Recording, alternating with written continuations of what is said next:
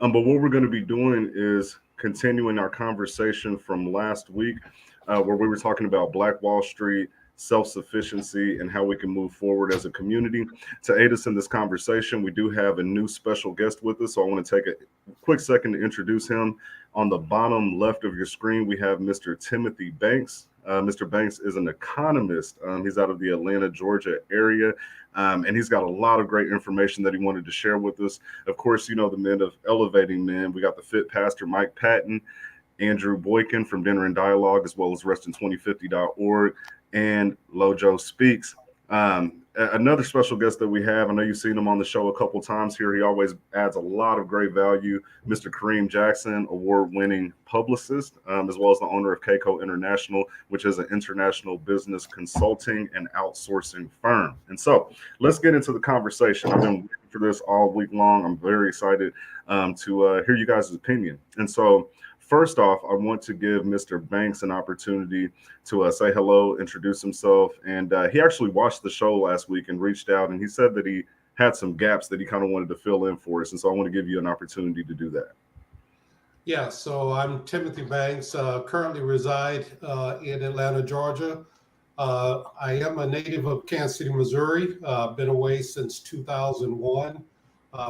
Pretty much my career has kind of taken me to a lot of major cities, Washington, D.C., Chicago area, Texas, and Illinois.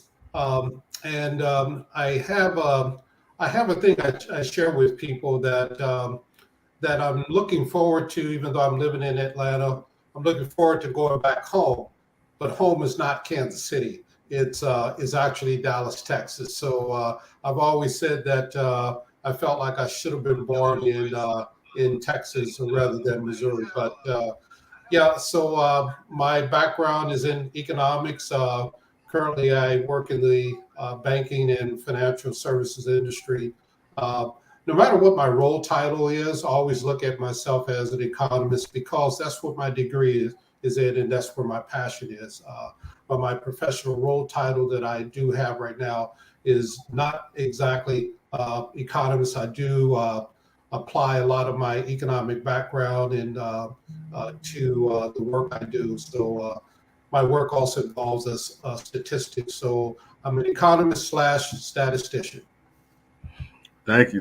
Appreciate that introduction and letting people know what you do. I feel like you have a lot of value to add to the conversation. And so from what you saw last week, you mentioned that there were a couple of gaps that you wanted to fill in. And just as a refresher, we were talking about Black Wall Street becoming self-sufficient as a community. And the question was asked, if we were to rebuild Black Wall Street today, would it be able to survive? Or would it suffer the same fate as the Black Wall Street of the past? What were your thoughts? You know, my thoughts really is this. It's always good to have a goal in mind. And, for example, if you want to climb Mount Everest, you have to look into all the factors that are going to allow you to be successful in climbing that steep mountain. You have to look at, temperature. You have to look at your physical stamina. All of mentally, you have to look at, what's going on with when you get to certain peaks. What is the wind like when I get to certain peaks? So goals are always good. The issue we're talking about here, as far as Black Wall Street, is that we as African Americans, have we really looked at all of the factors that are going to come into play when it comes to achieving our goals? Do we have a realistic sense of understanding of how do we play this economic game that we are really in? What is it going to exactly take for us to achieve that Mount Everest? And in this case, looking at how do we build another Black Wall Street?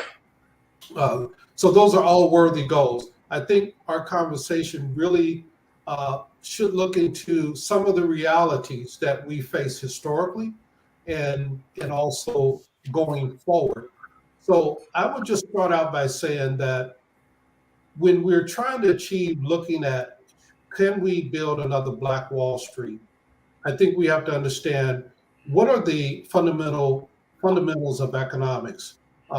We can only be successful as a people if we really own and control economic scarce resources. And I like to kind of get into that sometime uh, during our talk this evening. But those are my kind of initial thoughts. And as we get into the conversation more, I'll share more of my thoughts about what do I mean by economic resources. And I think that is very, very key for us understanding how does it all play into us achieving our goal, if that goal can be achieved. Thank you. Thank you. We appreciate that. We appreciate that. Pastor Mike, Yes, you yes, weren't with us last week. And so yeah. I know you observed the show, you heard the conversation. What are your thoughts? Well, I am not an economist. My specialty, of course, is exercise science and rehabilitation. And I've been in my business for over 32 years. And I'm so grateful. And I thank God for that opportunity and people that have followed along with me. My success comes from changing people's lives, Amen. which starts in the mind. And without the mind, you can't change the body, because then you can't facilitate now the heart that it takes to succeed. And I was hearing my brother there. You have to have the mind to education, but you have the heart to have stick to itiveness and to now see it through, even the good and the bad, because every day is not good. Sometimes you have bad days. What I look at is that if you all can see here, it may be wrong, the wrong light, but I'm trying to get it over here. You see, that's my father there. And after all those Caucasian brothers, my father was the only African American that passed the CPA or took the CPA exam in Washington in 1963, November 21st, at the same time that John F. Kennedy got killed.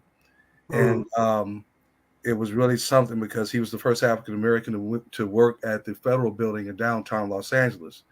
My father took the economic base and his wherewithal, and we had apartments that we owned.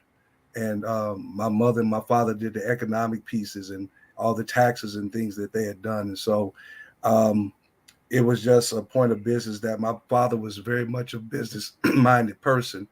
And he decided not to go to a HBC school, which they weren't as big and popular those days, but he decided to go to Ivy League school. So he graduated from Indiana University in 1947. And so it was a point my daddy had to push, because I never saw my daddy really use a calculator. He had it all in his mind. That man was so sharp. It was just absolutely ridiculous. But I've been blessed to have the ups and downs of mistakes in my business. One thing about Black businesses is that they shut down because of poor business management. And so, things that I heard last week, kind of in and out, I'm so proud of where we are right now in Kansas City. We have 95 African-American Black-owned businesses within Kansas City, Kansas. And so the possibility of this situation of moving forward, I think, is very obviously optimistic. I think we can. I think we have the economic base to do that. It's just that we have to pull together, not be divisive. So these things that I would just love to listen to you all and how you all feel about that. Appreciate that. So listen, there were two schools of thoughts here on the show, right? I had to take a note. So I'm gonna read this off my phone real quick. But and I'll come to you, Kareem. So two schools of thoughts. Kareem said last week that, and I quote, "We don't need a Black Wall Street anymore. Times have changed." And then I'm paraphrasing here. He said the internet has essentially freed us. And then there was another part of the conversation that centered around, us needing that connectivity still. We still need to come together. We still need to congregate, etc. Kareem, can you expound on your thought? Because I don't want to butcher that for you. And I want to start the conversation right there. Okay, well, you guys, good to be here again. You guys, love this panel. We're all doing awesome things, so there's no disconnect between all of us. We just have different, genres and ideas about what we can do and what we cannot do and what we need and what we don't need. I'll tell you this. We have an app that's called Black Marketplace that we've been beta testing for like a year. I think you can either go to blackkansascitymag.com or creamantonio.com or however, and there's a pitch deck for it where it shows, and we're I'm in Asia, so we're talking with folks like Alibaba, right, which is one Asian guy that controls, I think, 80% of the retail in China. But Alibaba, but it kind of plays on the pitch deck plays on being the Black Alibaba, right? And if you want to know what that is, you got to Google what it is. But essentially, around the world, people don't buy in stores anymore. No one goes to the stores anymore. America's getting to be that way. A lot of retail. And so what I meant was about the Black Wall Street is maybe what I should said. We need a black marketplace. I think that the Wall Street thing, I think that this is my crazy opinion, you guys. I know I'm going to be out there on my limb on this, but I really think that it's very, real estate's great in America. It's wonderful. And it's a great investment. And I think that everyone has it. I have a home in the Kansas City. I've had 25 rental properties in Kansas City before in my life. I've had offices in downtown, but I really believe, and what I lent was that we don't necessarily need to get rid of it. It wasn't like that, that defund the police type mentality. What it was is I was saying that guys like me, 50 and younger, right? If you're going into business, we don't need any more physical businesses necessarily. Black people can start with zero money and get into business and start and get free. A lot of us, we take for granted. We've been doing this forever. We're experienced. Our parents were successful. A lot of folks make $10,000 a year in Kansas City. $20,000 a year in Kansas City, even with $1,000 equaling almost 58,000 out here in Asia, I can make more than $10,000 out here. So, and then if you put into the way that they would live off $10,000 or $20,000, then the hood and uneducated and the health and the quality of the food, there's a lot more options. So what I was saying was the internet, kind of, and it proved it during COVID. It proved that it can sustain the entire global economy. We didn't need Pizza Hut. We didn't need McDonald's. The brothers, there's so many startups and new clients that I've got from Black folks all over the world, in England, the Kansas City, the startup and the whole COVID situation. So, and I exited my company and went digital over 10 years ago. That was the whole thing about why I moved Minority Success and my company out of Kansas City downtown and moved it to Asia and outsourced to Asia. Was that I was like, there's a wave coming. And I think that Black folks, again, we're missing it. Usually we're renting and buying the physical places that the white folks don't want anyway, right? Like gentrification reversed. But one place where we could kill it, because China's killing America right now. I'm not in China, I'm in the Philippines. But what I'm saying is the internet, which is what they steal from Black folks anyway. Remember, white folks, anybody, Asians can go on TikTok. They can lip sync a Black song, copy a Black move for 30 seconds and make money. Whereas we're not the ones on there. We're not the ones killing it. All the products, all the things that people buy, everything, all the social media, Facebook, LinkedIn, all of these things are internet based. And I think that Black folks, we could really just say, you know what? We can really take a hold and kill it, but online. Not go for a Black Wall Street type physical bricks and mortar that they can burn down, that they can steal, that inflation, all the things that go into physical businesses. I think that we have that already. Don't get rid of it. I understand that. But like you as a gym trainer, you could kill them online. You would be selling out your whole online courses. You'd be selling out books and videos, and people love us around the world. So I think that component we miss. We missed it for every person that says that they don't like Black folks in Kansas City or that has racism in the United States. They steal our stuff all the time, not because they're stealing. We're not here. We're not out there. We're not available. So they copy it, so to speak. But if we were more available, we could kill it. And we could do better than white folks online. That's one thing I'm saying. I appreciate that clarification. I appreciate that. Mike, you had something you wanted to interject? No, what I'm saying is that I totally agree. Algorithms. Yeah. Okay. Got some people that went over in China and began to connect the pieces with that, and it's about to blow up big time. I need to talk to you about that because, see, my problem with me is I'm too interpersonal in my type of job. I'm hands-on. But right now, because people can't get out and because of the economy being shifted and gas prices being so high, it's better be able to do things, do Zoom and online, click in your name, and then you train them through, this particular piece instead of being in a gym, especially just post this whole COVID situation. So I think that would be awesome. And I've heard about that, but I want to pick your brain because what you said just opened up a whole nother light and a revelation for the application for my destination. So thank you. So I love that. So business is one side of the equation. Then we have the community, and we also have politics. And so in this show, I want to see how we can tie these things together and make it all make sense for long-term sustainability. And so, Andrew, you and I, we've had some conversations over the weekend, and as far as with some new people that may be providing some value for elevating men. And part of that conversation was centered around the restoration, sustainable structures, the future, connection, community, et cetera. And so when you hear these things about our ability to build businesses online, essentially Black Wall Street doesn't have to be a physical structure that can be blown up. We're looking at the internet. Business is one part of it. What part are we missing between the community, connection, and politics that can sustain what we're trying to do?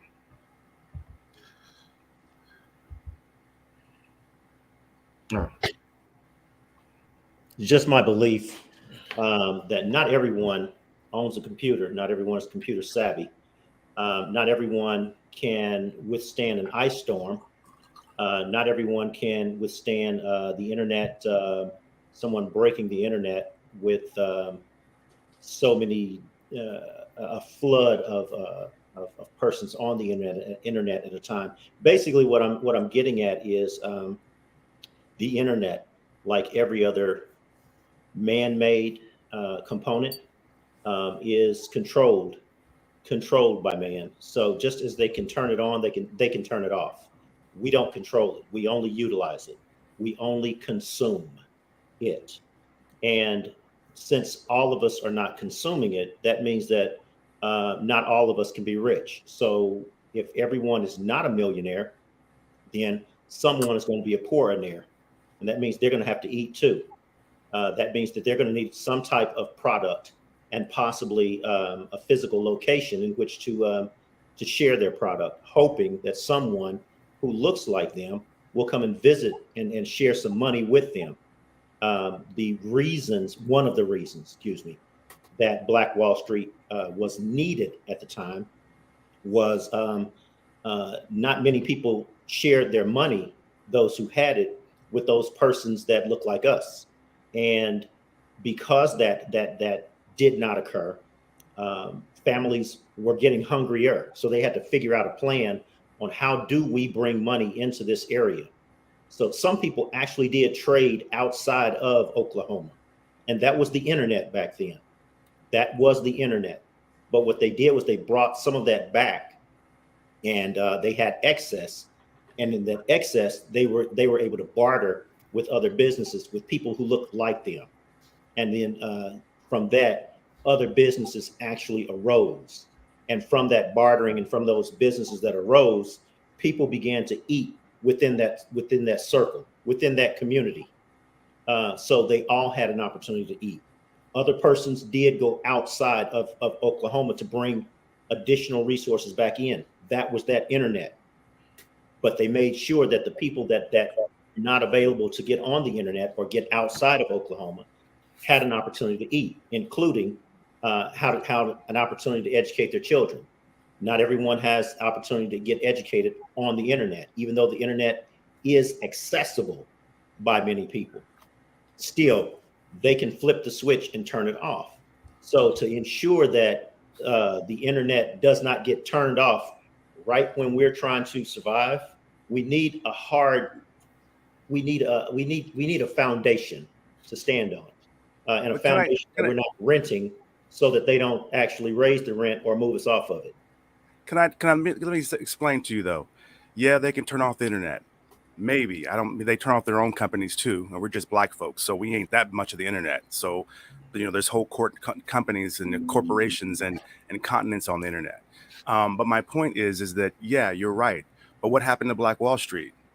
They turned it off. Mm-hmm. But no one's going to die if they turn off the internet. Another thing that you're missing about the thing, if you can have a rent, if you can have an office, You're already successful. What I'm saying is the internet is free. Shaniqua Shante can be in her kitchen doing hair, use her phone, That's take right. a video of her doing her cousin's hair, and Mhm. she can reach more people that could ever walk down the street. Mhm. Inflation does not matter on the internet. Let me give you another aspect. They pay you in advance online. Am I correct? Correct. They Yes. pay you in full in advance. So if Yes. you're selling a Let me jump in. haircut, Let me if you're jump in there selling a right there. pair of Let me shoes, jump in there what, with your. but what I'm, Let me jump in what there I'm with your illustration. yes, sir. Shaniqua Shante, she's online doing hair. So that means she can get customers all over the world with the internet based on the illustration.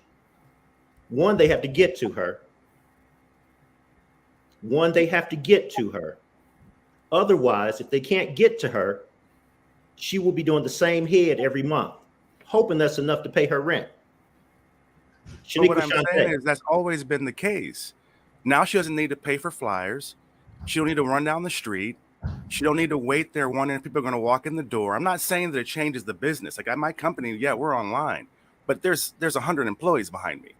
I mean, don't get me wrong. I'm not saying that there's the physical. What I'm saying is that the online enables. And mind you, okay, say Shaniqua Shante, you're right. She can't do any of that. She gets a product, but she doesn't need a storefront. She doesn't need insurance. She doesn't need a lease. She doesn't need nothing. It's enabled Black folks, especially because we're already hustlers, to do whatever their hustle is. And it's not the internet, it's their phone. There's two things. There's online, there's digital. Everyone is digital. Everyone is not online. That's what you're saying. Yeah, everyone's not online. My But the apologies. entire world is digital. My apologies. You know, I'm thinking that you're thinking that I'm saying that we don't need what you're saying. What I'm saying is we need both. We need foundation and we need virtual. Virtual agree. reality is not I'm reality. just saying we already have foundation. We're No, losing. So let me in ask virtual. this. We need So to. when you talk we need about- to say, boom. Like if you can't get a lease, you need to get online. Okay, so Understand with that being said, and that with might that be being the said, beginning for you. Yeah. got you. So let me ask this. Black Wall Street, we tend to only talk about the businesses that were formed in Greenwood. Was Black Wall Street more than business? Mhm. Exactly. Black Wall Street had a lot to do with relationships. Well, then flip it around. We're talking about business. Okay. So then that means that more people can reach Black businesses. That means more people in their homes are like, I want to have some whatever tonight, or I want to support a Black person, or I want this, or I want that. Anybody can get it now because now with online, it can be delivered. You can find someone that you couldn't have found before, you know. And so for the consumer side of it, it's really, that's why no one can compete. The consumer side of it, it's really exciting that now all of a sudden I can get Peachtree delivered. I don't need to go anywhere. And that's great. We agree. Now, I want to get Mr. Banks in on this because we had a conversation, and the reason that he initially wanted to come on the show, he sent me over a research paper, and we were having a conversation about, is the democracy failing us? And I think this is a good time to bring this point up because when you talk about, just say China, and we look at the different restrictions, we look at things that are coming down the pipeline like social credit scores, et cetera. We've been shown already that we can be taken offline. That's one thing. The other thing is, what part does the democracy play in that? Because for us to prevent those things from happening, we have to create our own voters block. So there has to be some form of unity. There has to be some sort of code. Mr. Banks, what did you mean when you said that the democracy is failing us, and how does that relate to the situation? Well, what we were discussing really is when we look at the political economic landscape, and particularly the political landscape today, are there signs that are pointing to us that democracy is failing here in the United States? And what is that implication for us as African Americans? And so when we're looking at signs that are pointing towards democracy failing, we have to sit back and think, what has happened in the past history in other nations, among other people, where democracy failed, or totalitarianism or authoritarianism had rose to power, and then it actually uh, sidelined certain segments of the society, or either certain segments of the society became targets of those authoritarian regimes and totalitarian groups. Who were the targets of that type of power structure? And so, what I want to do is kind of have us to kind of look at, you know, do we see those signs today here in America that democracy is failing? And are we aware, if we do see those signs, are we looking at the calculus of that as it relates to us as African Americans? What are the implications that is saying to us economically, politically, in essence, our survival as a group of people? And not only African Americans, but we're talking about, whites themselves. We're talking about other groups of people in America, that if this democracy fails, it not only affects African Americans, it affects all Americans. But there may be certain groups within our society who will be targeted much more as a focus as a result of that failure in democracy. So those are the things that I kind of, myself, AJ, and Andrew, AB, we talked about kind of initially as broaching this conversation. And so I just like to kind of get everybody's thoughts on what do they see here that's going on in America that could be pointing towards democracy failing. Redistricting. So I would like to, Lauren, we haven't heard from you this evening, and definitely appreciate you being on. What are your thoughts on that question? Who, mine? Lauren. Oh, okay. I mean, democracy's been failing us forever. Democracy is nothing more than to me, it's nothing more than a popularity contest. I don't think when you look at Blacks in America and all the things that we've had to endure, all the things we've had to fight for, that was supposed to be for everybody and anybody, yet we're still having to fight for it. Them creating laws to continue to push us out, or at the very least keep us at arm's length, so that we aren't able to prosper in the same ways that our other counterparts have over time. Democracy has never really supported us in any capacity. It's just been thrown. It's just been thrown out there. Go ahead. I'll let you interject. For me, there's not a place in this world that I'd rather live than America. Democracy, in which we live now, has been a problem, but we have to now not overlook the fact we've been our own problem in a lot of situations. And democracy has helped us, especially the way we came over here. Now that we're here, what do we do now with the intellect, with the presentation, now that we have to make ourselves fit in where we can fit in, because we're still a minority. We still only make up 12.5% of the population of America. Do we assume that strictly because we've never gotten outside of America, though? Well, the thing about it is this: I don't live any other place. I live here. So what do I do here?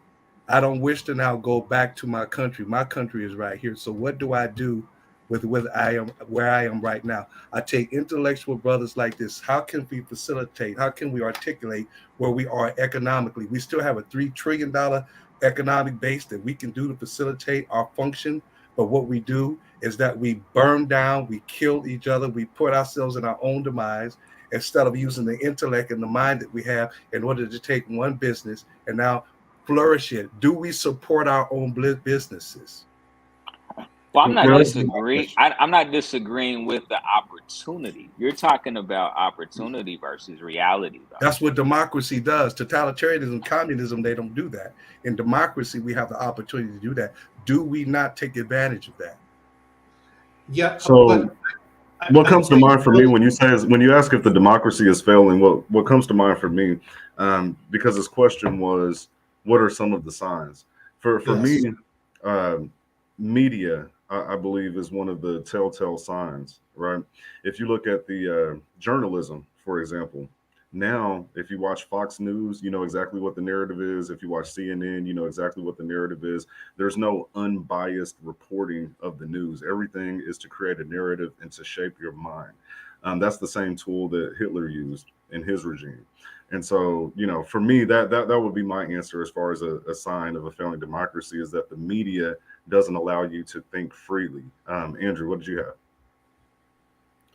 Redistricting. Many legislatures in different states are redrawing the districts, the congressional districts, and what that says is that if your voice is not the majority is what rules. So let's say, for instance, Jackson County has always been a very staunch playground for Democrats. And St. Louis, I don't know what their county is. St. Louis County, maybe. No, I don't know what that is. But anyway, those two have been very strong. However, with the redistricting, they're talking about taking portions of the voice and putting it in a different district. So therefore, when the question now gets on the ballot, do you want to reenact slavery or turn the internet off? And we all say no, and it's only 4 of us, and it's like 800 of them. Well, popularity or the vote wins, and that's democracy. Mm-hmm. So we have media, we have redistricting. Are there any other signs that you all are aware of a failing democracy, that things aren't working? Well, can I get in here being the only one that's not in America? I guess. Yes, sir. First of all, let's please remind ourselves that our ancestors died so we could become full citizens and Americans. We can agree on that, right? Yes. It's not just so that we could leave the damn plantation of Jackson or whatever the hell. You're still on the American plantation. The benefit of being an American is that fucking passport. That means I can go anywhere in the world without a fucking visa for free, buy a plane ticket, and I can look at business. I can do trade. I can do anything I want. I can go to, and everybody loves niggas. I'm sorry I said it again, but meaning Black Americans and not necessarily Africans, not necessarily Puerto Ricans, not necessarily Cubans, not necessarily Black Americans. We can go anywhere in the world and do business, get a job, meet a girl, meet a boy. That's the envy that white folks have. You've never seen how we perform outside the country. Michael Jordan makes more money outside of the U.S. than in the U.S. Let me ask you a question, Kareem. I love America, though. Don't get me wrong. I love being American. I was in the U.S. Air Force, right? I love being American. But I'm just saying my company has dual residency, not citizenship, residency, meaning white folks, how they kill us is that they make we the slaves making the cotton, but we ain't never sold no Levi's. So now we're free. We still making cotton, and they're giving us money now, but we still aren't really free. And we haven't realized the benefit of being an American. Voting, yeah, I can vote. 3.7 million of us expats, we can vote. I don't need to be home to vote. That's what white folks don't tell Black folks either. You can vote from Puerto Rico. You know, you can be part of it. And there's more of a unity out here, you know, than there is in the States. And I'm not disagreeing. I still have my house in America. I still have my business still at LLC from Kansas City, Missouri, right? But what I'm saying is that God's world is a lot bigger, and that's the part that we're missing. So democracy hasn't failed us. What it is that we haven't really lived the democracy. We're so stuck in, I don't really give a damn what you do. You know, to be honest, let me ask it's this question. Better now for Black folks than ever before. It's better now. I've noticed a couple. You don't understand. When you travel the world, none of those things that they make up matter. You don't run around. Go ahead. I'm sorry. Kareem, let me ask you this, because we're using some words. Do you have kids? Don't have kids, but many of my friends have kids. Let me ask you this. So if you don't have kids, the next question I was going to ask, do you have grandkids? And the reason I'm asking these questions is I hear your passion to travel. I hear your ability to utilize the internet. I hear your I. I am not an I. I am a we. But you just said you had grandkids. What are they going to be? They are going to be. What they're going to be stuck in a world where they need to know it. You're not going to have the benefits of what you had. You had many benefits. Your generation is the richest generation in American history. Forget black and white. The baby boomers are the wealthiest generation. Your grandkids, I bet you they'll have a hard time making what you made or living like you live. But see what he's saying, though, if I may say this, is that my grandchildren, my children, we are we. You are an I.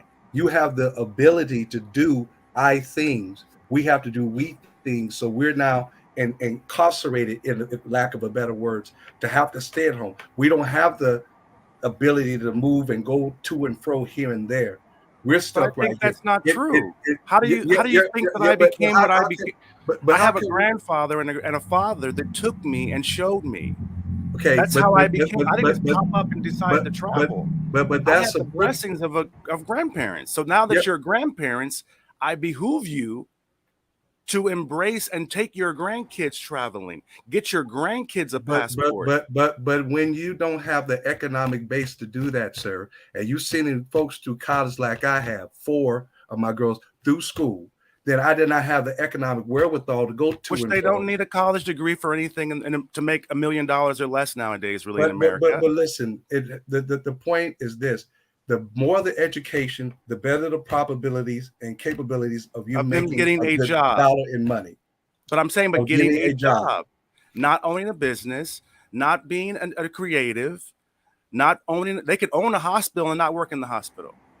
And I think the blessing is that my father, mind you, from Prospect, my grandmother had 7 god kids, Miss Kareem Jackson. You may know her. She was a single mom.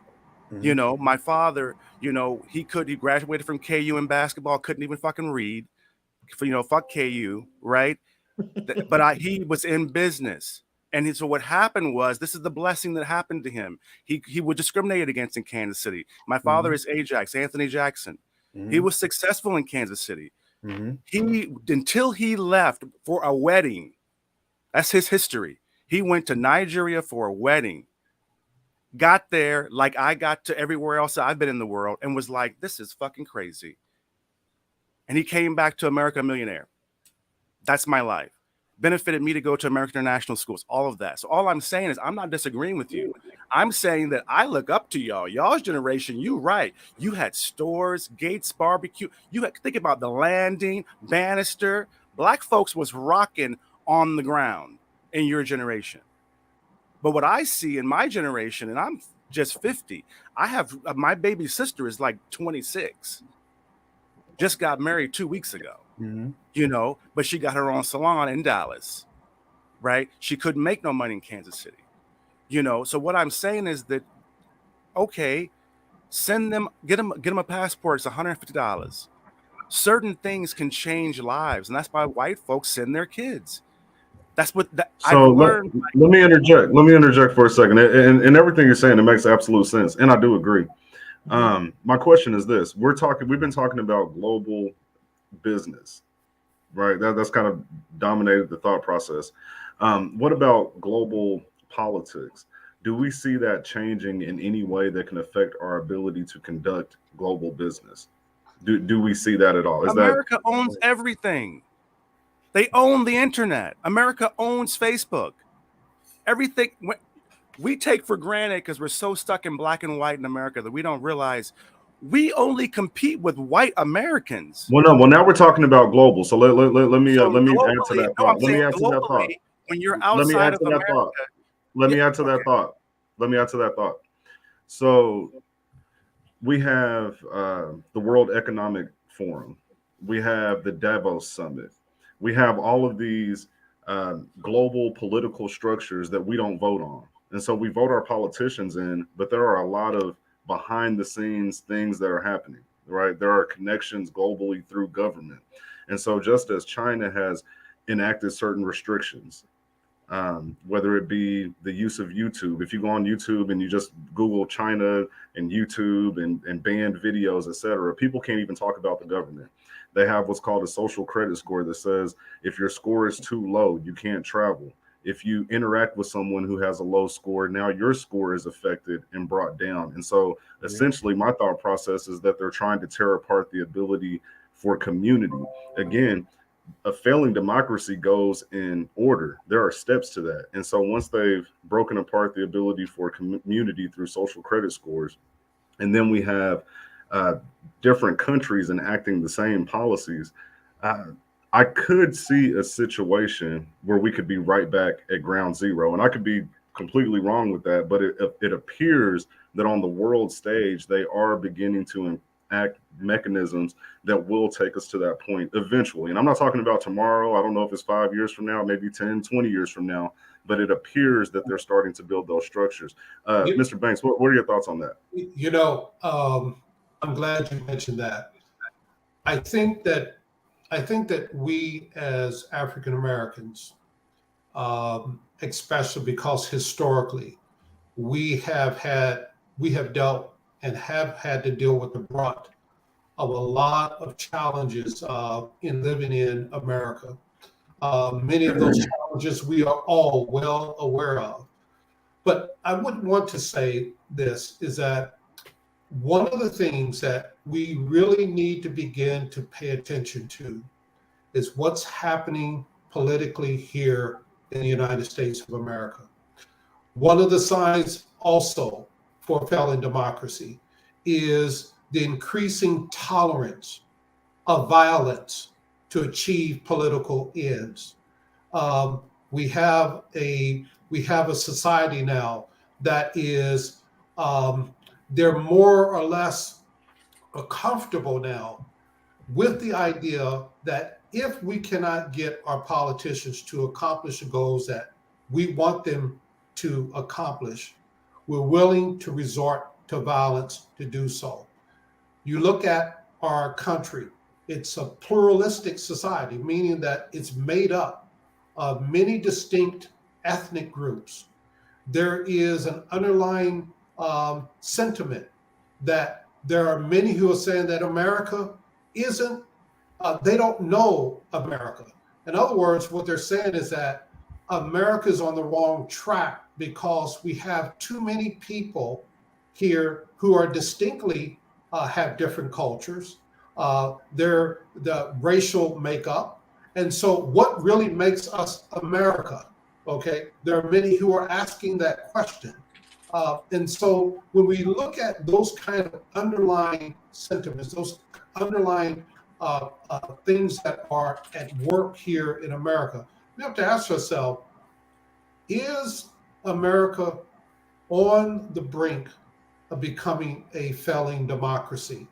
When we look at certain political, when we look at some of our politicians, 10, 20, 30 years ago, some of the things that would be said were never tolerated on the political landscape.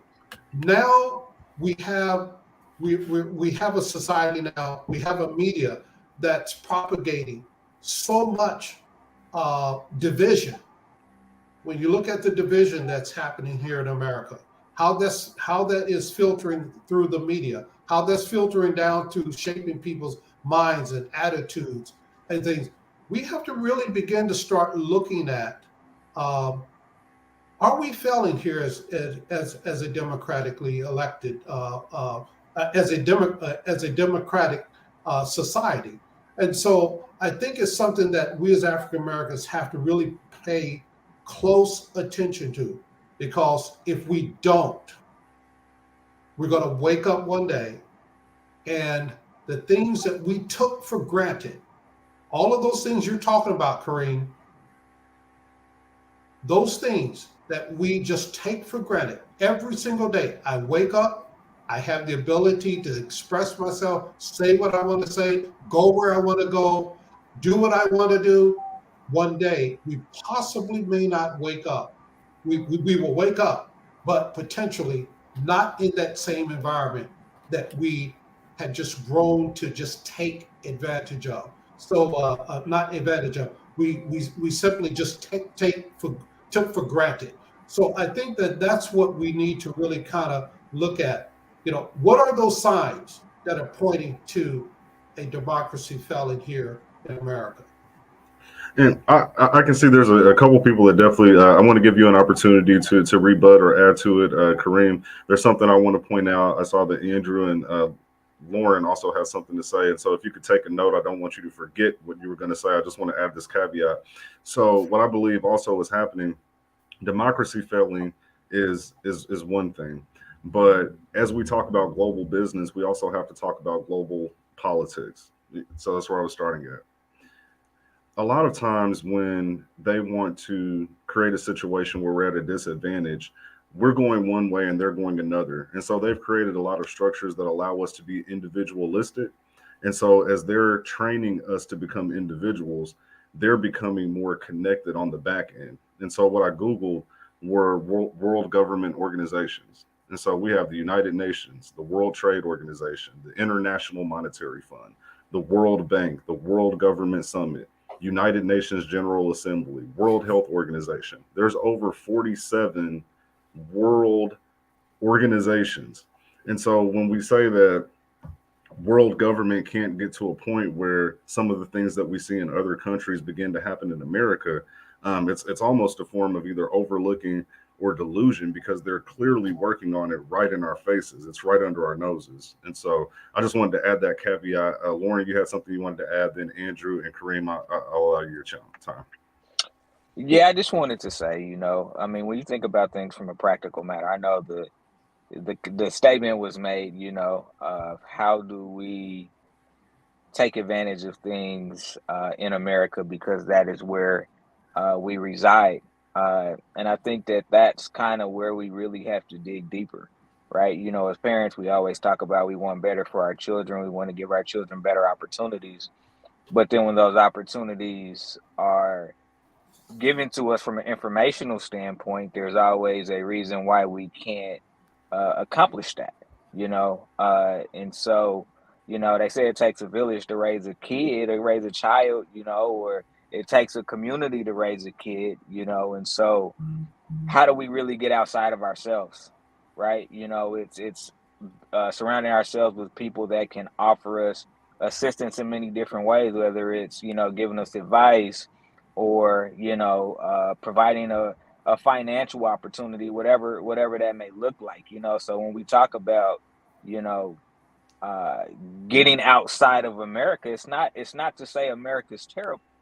It's just simply to say expand your horizons to find an opportunity that you may not have known existed prior to. You know, I've taken my children out of the country twice. It was a hell of a financial sacrifice for me to do it, but I also understood the importance of them seeing a different world, a world where they could expand their minds. It wasn't about me. It was about expanding their minds and their opportunities to prosper in a way that can help benefit them. And so, you know, and when we talk about evolution, right? Evolution at times can be a slap in the face to history, because now you're undermining what came before you. And so all of the work that I put in, my grandchildren may say, "Pops, like you just old." Like, times have changed, things have changed, people have. I can't take that personal, because I've said the same thing too to my grandparents and things of that nature. And so we have to be very careful when we decide to say that something isn't possible, that it's not our closed-minded point of view that provides that information, because all we're doing is stagnating our children and our grandchildren and their children. I have a Appreciate that. Andrew, no, Andrew had something to say. Andrew? First thing is, Kareem, I don't disagree with anything that you're saying. Black Wall Street failed because it did not have enough national and international support. They were island. They were an island. They were alone, and that's what I preach with others. Second thing is I'm hearing three different schools: the word they, the word we, and the word I. The only two of those three things that exist is the they and the I. We are not a we. Okay, and because we are not a we, no matter where we go and how much money we make, the problem that I have experienced and that I hear and that I actually witness without anyone actually saying it is when George Floyd is murdered on television, or his murder is seen all throughout television. No matter how much money Michael Jordan has, he still fears his loneliness, which is why he needs his money to stay in his castle, because he does not have an island. He does not have a we. He may have a security detail, but they are up for the highest paid also, and he fears that also. We live in fear, and we have not addressed that. So no matter where we go to make money, where our money takes us, at the end of the day, it's not enough to comfort our deepest fear. Hey, AJ, can I ask a question? Yes, sir. I really wanted to share some economic tidbits with you guys that I really feel that is very important. So if this is a failing democracy, if this is a conversation we want to kind of broach in more detail and maybe focus on that on another podcast, I'm all for that. I think that one of the things I wanted to share with you all was really from the economic side. It all ties into a lot of things that we're talking about. When I was listening to you guys last week, I felt that there was a lot of gaps that needed to be kind of filled in regarding where we are as a group of people. And so I would kind of like to see if we can kind of shift the conversation in the more focused economically. And so that's one of the things I really want to kind of share with you all, some insights economically to some of the challenges that we face as African Americans, here. So that's kind of what I wanted to really kind of, focus on, if we can. So Jim, you put the target on your back there. Okay. I love numbers. I'm trying to get permission from AJ. I'm a numbers Definitely. But can I add the caveat through what you guys been saying about especially the politics of it globally is that I'm another I guess, but I am the APAC award winner, first Black American to ever have a business award from APAC. I coach a lot of the people that work in APAC, but I think that what it is the democracy is not failing. I mean, that's like, what does that mean? What does that even mean? America's not going to fail. America's number one around the world. We do better. The issue is we're divided. That's it. When you leave America, you're not a nigga anymore. I mean, of course, there's racism everywhere in the world, but it's not necessarily against you, right? So when you leave, 80% of the issues you have in the States leave, they stay back in America. So that's a good thing. When I'm in America, I love the U.S. I love it's a beautiful, the best country in the world in many, many ways. But I'm just saying, as being an American, especially when it comes to global politics, because how much taxes you can save other countries. What $1,000 is worth. Okay, you can't open a store in America, but you got $1,000. That's $58,000, $100,000 in another country. So if you know different things, you can invest there. You can do different things there. You can sell there. You can market to them. You can consult. You can work. You can teach English. There's so many things. And I think what we miss because we don't know global politics is we don't understand there's countries that are paying Black people to go there to play on their basketball teams. So if you're a basketball player, you don't make it to the NBA, you ain't got to be a Kentucky Fried Chicken. Go to damn, the Philippines or something. Go to China. They'll pay you, So at the end of the day, the rights that they're taking away, one, we're pretty free in America. There's not many things they can really do. And the whole thing about that is that, so if you're more global and you know your rights, meaning your passport has rights around the world. That's when you walk in, there's rights if you go to Jamaica, there's rights in Mexico, there's rights in the Philippines, in England, Paris, France, Africa. There's rights that you have. There's laws that they have to abide by. And you have Black privilege, Black American privilege specifically around the world. So the laws that they're taking from Black Americans in the States or Americans in general, like the whole thing about, the murder. America's very violent. I love my country, but there's no suicides in any other country like that. There's no divorce rates like America. So there's a lot of, I'm sorry. Go ahead. No. I've got this is for you. I've got a two-part question for you. And so when we talk about expanding our mindset, thinking globally versus localized, you said some things about the American government, American being number one, et cetera. So when we bring in the global perspective of government, do you believe that the fear should be socioeconomic, meaning that it isn't really about you being Black or white? It's really about where you are economically as far as what you have to endure and deal with in this new regime. Like we keep hearing about the new world order, But things changing, things being different. Is it a Black thing or is it socioeconomic? Hey, brothers, if I can express one thing to you, I am from Kansas City, Missouri. I grew up in California. I am not this expat global. I'm not a citizen, anything like that. There is no racism outside of America and the West, for real. Yeah, people discriminate. They don't like Black folks, but we don't like big girls either. We may not like cute feet. It's not racism, right? And so what happens is when you're an American and you're more global minded and you do know what's going on, all of those things go away. No, let me ask you this. $5,000 in your pocket, the only person on the You're the only person on the panel that's lived outside of the United States, right? So you're the only person that I can ask this.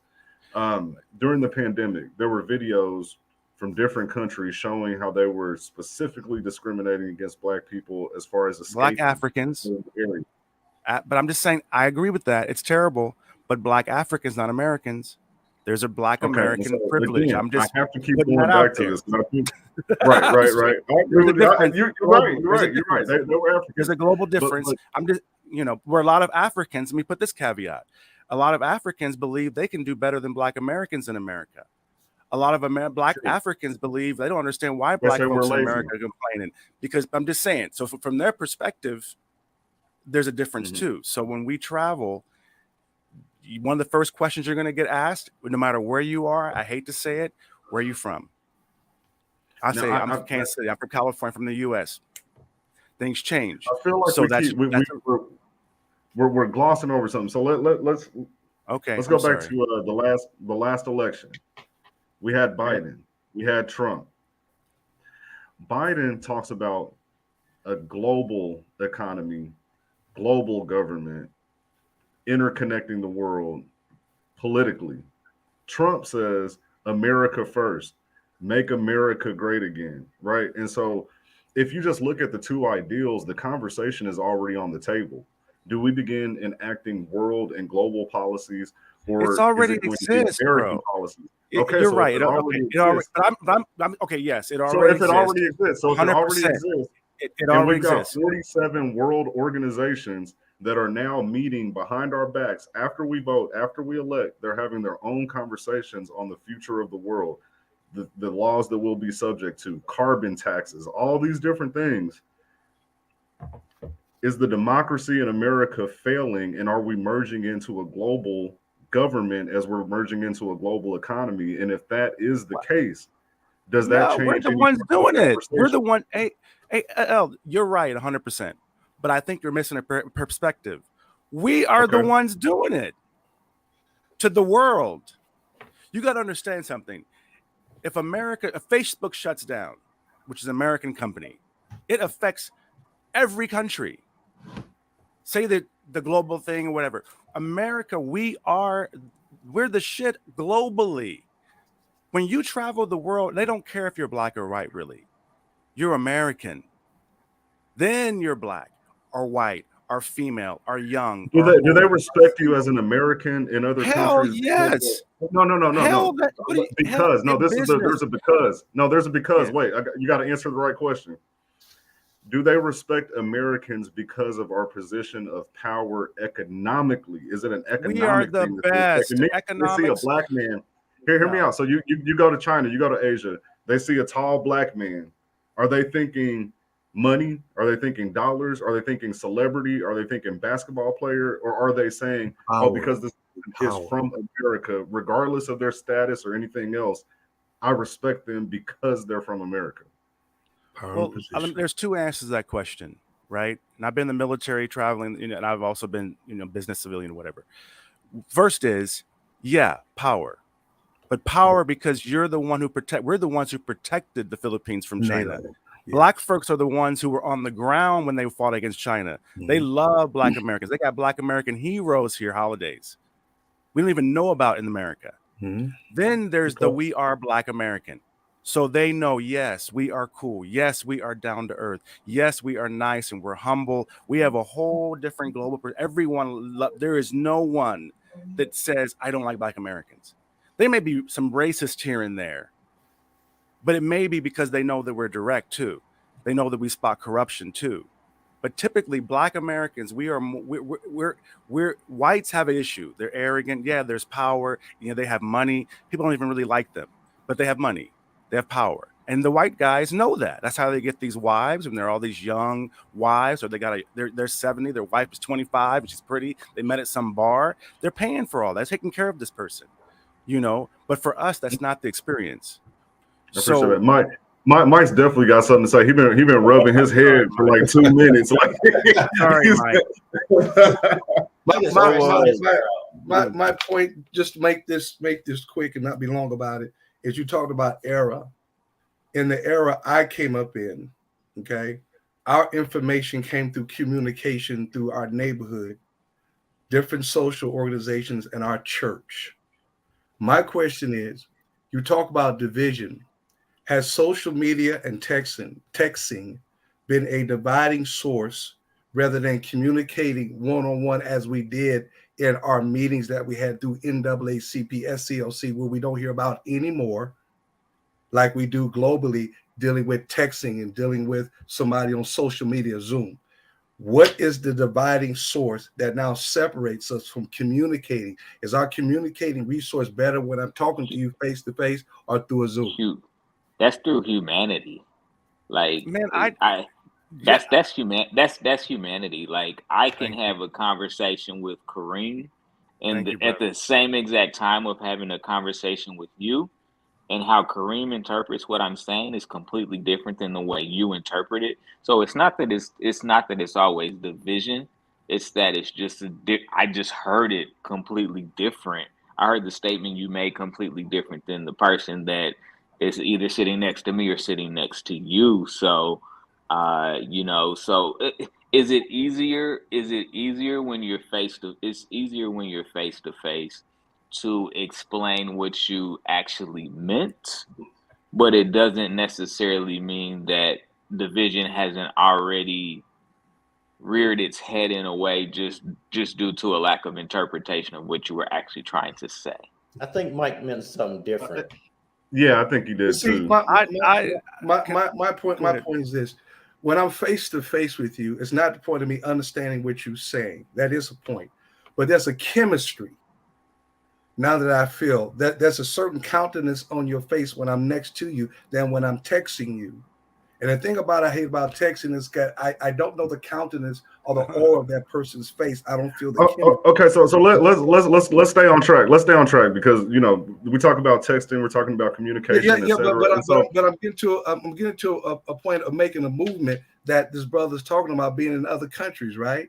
He's over in another country where he's seeing these people. We can't see these people. He feels the chemistry. He feels now the whole point of the economic base. He's feeling it. Let me ask you a question, brother. Is it one, your generation has set the playing field for us, brother? They're celebrating brothers in your generation, war heroes, artists, Motown. Used to be that the white boy, and I'm talking about Elvis Presley, could go face to face, see a nigga, steal his shit, and since nobody knows that nigga, he gonna get on stage like it's his. Whether it's pancakes, Kentucky Fried Chicken, whatever the hell it is. Say the N-word, Nowadays, bro, what you gonna happens send us- is you gonna that send us back into same slavery, brother. Kareem. Imagine if that brother could say like, "Oh hell no, Elvis, I'm putting this shit on my Facebook page. You ain't selling my shit." So now what's happening is the whole world is realizing that your generation was right. You were getting beaten. You were discriminated against. You were murdered. You were redlined. You couldn't get a house. Your music is the best. They didn't write that shit. You wrote that shit. They didn't cook that. Aunt Jemima, take her face off. The whole world is seeing white folks were lying this whole time because of technology. So now what you did in your generation has now turned into my generation of data. So now no white person, if I'm in a board meeting in the Philippines and there's a white boy sitting there and he says some crazy off the wall shit, I can go to my phone and be like, nigga, what are you talking about? Where'd you get these numbers? And let me tell you another number. We always talk about the 3 trillion or 4 trillion that we make in America, the buying power. That's not the number that the world hears. The world hears the 100 trillion that we make for America. If you're working at McDonald's, you're making $10 an hour. How much you making them? That's what the world hears. So now what's happening is the world is seeing your generation. They never saw you. You're right. You were always face to face. But some white dude was making money off your back. Where'd you work? Where'd you play? How many of y'all were in bands, right? How many of y'all were own bars or your gym, for example? Now the whole world can see your workout method. Not the white boy that stole it from you and got a video and took it. That's what it changed. So I agree that face to face is more effective for you. So now we get back to Tim's question, the way that I'd like to address it and interpret it. Has democracy failed specific, or is it about to fail Black people? Are we aware of that? And I'd like to use some of the thought that I took from Brother Lauren. It's never protected Black people. So all the stuff that we have done and all the stuff that we have made and all the strides, we're still, just because there was video with Rodney King, and look where that got us. There was video. I'm talking about Martin Luther King. I'm talking about way back when they didn't have. I totally understand. Rodney I totally King. Understood. You guys, white people could not walk down the streets abroad. They had to leave the countries during Black Lives Matter. Yeah, they had an whole open world was casket mad. They had an open casket for Emmett Till. What I'm saying is, all of the world knows, thanks to the internet, all of the pains that we have suffered. All of the world knows. Your generation. I'm saying, but not saying that. I agree with Emmett Till, but I'm saying now the whole world knows what you said was true, not me. Now when the whole world into knows. A room, that's the conversation. Yes, now the whole world knows. Now the whole world knows. Some of the world knew back then. Now the whole world knows. Right. And mind you, the rest of the world, there's more democracies in America, around the world, But we're talking about democracy in America. I'm just saying, so what's happening is that now democracy is working because it's forcing them to do things. The reason they're changing the laws in America and doing all this stuff and the white folks are scared is because of the facts. And the economists, you tell me if I'm lying. Black folks are killing.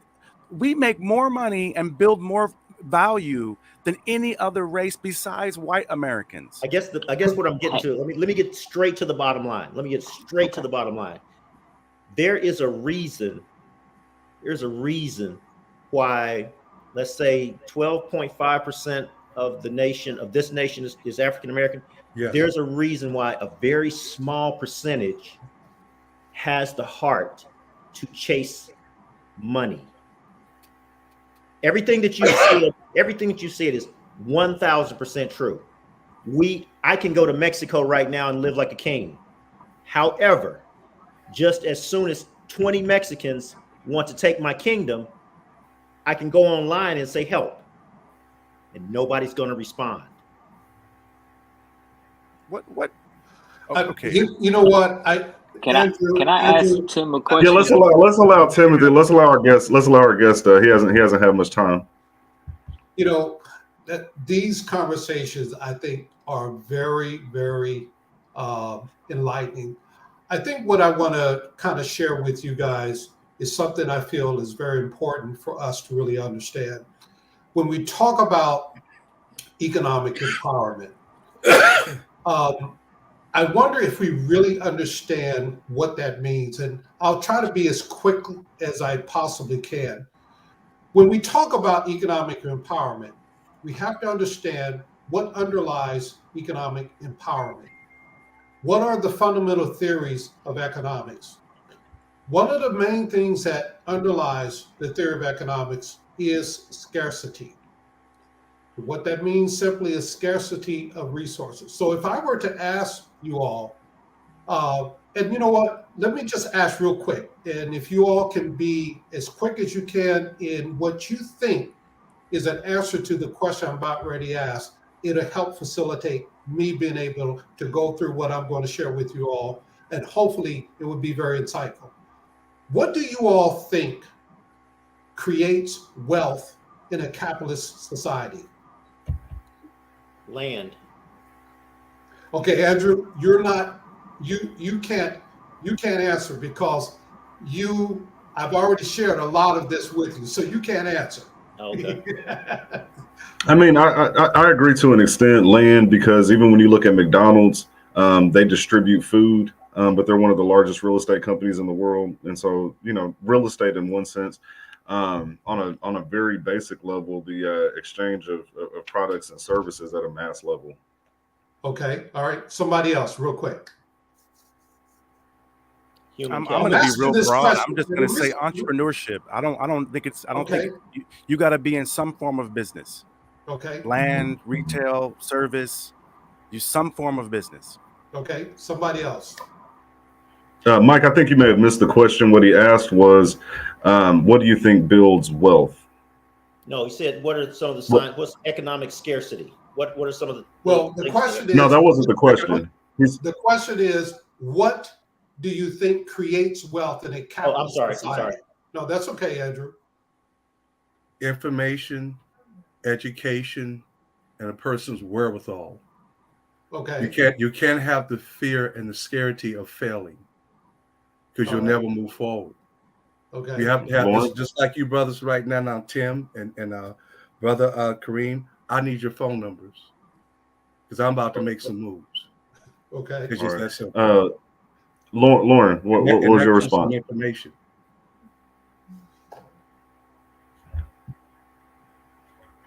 I keep missing the question because everybody keeps talking over it. Ask me one more time, sir. Okay, so what do you think creates wealth here in a capitalist society? So when you look at a capitalist society, what creates wealth in a capitalist society? What creates wealth? Lack of fear. I mean, if you have an idea in a capitalistic society, go for it. Okay, all right, okay. Now I want to share with you all, hopefully this will be very insightful to you all. When we think about economic empowerment, you have to understand that there are 4 fundamental resources that creates wealth in any capitalist society, not only a capitalist society, or even those societies that are transitioning from communism to capitalism, namely, for example, like China. But here are the 4 fundamental resources of economics that are scarce. Land. Economists think about land not only about the ground upon which your feet stands upon, but they're talking about all of the free gifts of nature, water resources, trees that you can turn into timber, oil, iron ore, those kinds of things that lay underneath the ground upon which you stand. All of those free gifts of nature that you are able to take and extract from the earth, that is land is an economic resource. Second type of economic resources is capital. Capital is not what most lay people think of as money capital. Economists don't look at money capital as capital. Capital is what you would think about when you, like, for example, in a GM plant where there are robotics, there are aids there are aids to the production process. Okay, conveyor belts, buildings, structures, things of that nature, things that help you to create other goods and services. For example, if you're in business, you don't look at a computer as a capital good. When you look at roads, when you look at highways, those are capital structures that economists call capital goods. Third type of source of economic resource is labor. Okay, when you go out, when someone hires you, you're exchanging your time for a wage. Okay, and the fourth economic resource is what Kareem talked about, entrepreneurial. So when you talk about an economic resource like entrepreneurship, you have to be in an environment that supports that kind of scarce economic resource. Now, where am I going with this? I could have elaborated quite more on that. But when we look at economic resource, you have to ask yourself, do I control how many of those scarce resources do I control, or do a group control? I was going to do I have a theory of race preservation, which looks at why do African Americans continue to experience discrimination in what should be in a society where if someone else doesn't want to hire me, the system will allow me to freely exchange my labor somewhere else. But why is it that we find that for certain groups, the unemployment rate is higher than that of other groups? Okay, so when we look at scarce economic resources, you have to ask, okay, what group, and I'm saying this from a race neutral perspective, okay? It's not about whites, it's not about blacks, it's about who controls scarce economic resources from which all wealth is derived. So if you own and control any of those four fundamental scarce economic resources, you have now the ability to create wealth. Why? Because now you can take those resources out into the marketplace and exchange it for money. Okay? If you don't control any of those scarce economic resources, your ability to do all the things that we've just talked about is really limited. Now, let me bring this home. Let me bring this really home to us. Is that out of all of those four resources that we have, we only control one, and that is our labor time. As African Americans, we don't own significant land or its resources. We don't have the money capital to be able to buy capital goods. We do have our labor time, and we do have the opportunity for entrepreneurship. But that entrepreneurship has to have an environment that allows you to be able to succeed. So when you look at an entrepreneurial environment, you have to ask yourself, is capital, money capital, freely exchanged between certain groups? Is it much more easier to have access to capital for certain groups than they are to others? How friendly is that environment to different groups in a society? Okay, does that in itself limit what one group is able to achieve versus another? So when we look at it on the economic landscape, the only economic resource we really control is our labor time. And guess what? If that resource can be controlled, where the unemployment rate, particularly for African American males, is higher than that of any other group, it stands to reason that you're going to find poverty in that group in comparison to any other group. And it doesn't matter if you're Black. If the tables were turned and we controlled these scarce economic resources, and we had other competing groups within our society, when you look at economic resource, look at it as an economic pie. The more you control those scarce resources, the more you are able to ensure the survival of your group. And so if you limit the access and the control to those scarce resources, you are in effect controlling the survivability of anybody that is competing for those resources other than yourself. So what I'm saying is that when we look at where we are as African Americans, and you can really even not even talk about just African Americans, these economic principles apply to really any society, okay, where you have competing competition between different groups for access to those scarce resources. So when we look at ourselves, we have to ask ourselves as a people, do we have control, ownership, and access to scarce economic resources? And is that fundamentally where our real problem lies in all the things that we've talked about thus far? So I just wanted to share that. There's a lot more I could talk about there, but I think I've kind of shared enough. But for you all to really get an understanding that a lot of the issues that we're facing is because historically we have never had the opportunity to own, control, or to have access to scarce economic resources.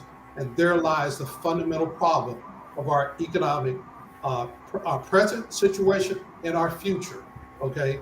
And then I'll add this.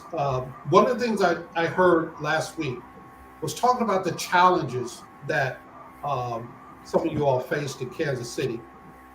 Do you all even know the rank ordering of Missouri as far as its state contribution to overall GDP? They're 22nd in the nation. Kansas is 33rd, okay? Missouri has a gross state product of about $333 billion, okay?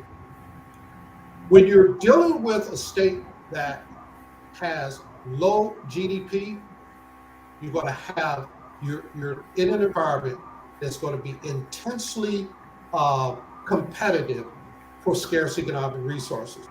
And this is why, for many of us, we find ourselves having it so difficult to be successful in certain states relative to others. And I would say this, I had to actually leave Kansas City because it didn't matter how much education I had, I could not buy a job there in Kansas City. And you know what? There are many African American males who experience the same thing. Highly educated, but seem to not be able to succeed in just getting a job in the area where they were educated. Very difficult, okay? But why is that? Because you have you're in a state that's highly competitive for those scarce economic resources, and it doesn't have a very high GDP. So I just wanted to share those things when we think about, where we're at now and where we are in the future. Thank you. I appreciate you sharing that information. Did anybody have anything that they wanted to add to that or rebut, or what are your thoughts, Kareem? I can tell you were thinking. Okay. One, I'm from Kansas City, Missouri. So I don't look at myself as leading left Kansas City. I look at myself as being expanded, economy wise. I believe, yeah, you're right. Kansas City, it's GDP, it's all of those things, but it's also the Midwest. It's also racism. It's also small-minded. It's also, it's just we're bigger than that. A lot of our companies. I don't really disagree with anything. I just realize that we need to start understanding GDP. I get that, but as a Black community, whether from Kansas City or not, we are the shit right now. I don't understand the disposition of somehow we're not doing good, or we're doing better now than ever in history. I'll say it again because it's worth repeating. Your generation, the baby boomers, are the richest generation in world history. I'm not saying everyone's rich. I'm not saying everyone's poor. But I'm just saying is that we're doing great, and we need to build on the things that we're doing good. And one thing that I think that we're doing good, and we're the economy, and we miss it as Black folks all the time, is that how much of that GDP do we make for them? Like, yeah, you're right.